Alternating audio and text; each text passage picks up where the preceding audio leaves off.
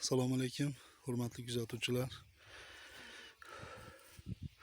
Bugun biz Sharxon tuman Begbatcha MFI'da joylashgan Mikrokredit bank hamkorligida tashkil etilgan kontrga yetib keldik. Bu yerda ham qizil lo'ya mahsuloti yetishtirilyapti.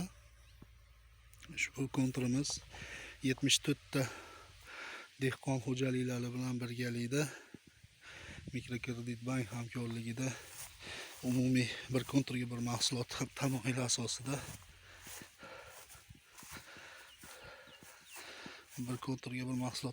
asosida qizil lo'ya mahsuloti yetishtirilyapti. Ushbu qizil lo'ya mahsulotimiz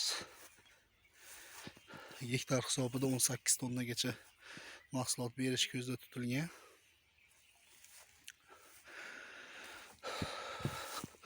Hozirda hosil qilish qismida turibmiz.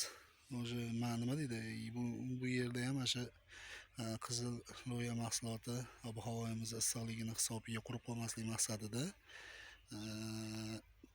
makka oralatib ekilgan. Ushbu kontrimiz Bekmet ishlab chiqarish kooperativi bilan birgalikda 74 ta fuqaro ishtirokida tashkil qilingan bo'lib, yuqori hosil olish rejalashtirilgan. Gektar hisobida 18 tonnagacha. Ushbu kontrimiz mana zovur qismi, old tomon zovur qismidan boshlanyapti. O'ng tomonimiz yo'l qatnov qismiga ulangan. Ro'paramiz va hamda chap tomonimizda aholi hududiga biriktirilgan.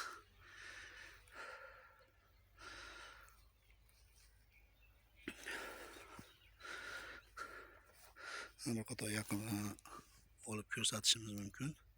O'sha qizil lo'ya mahsuloti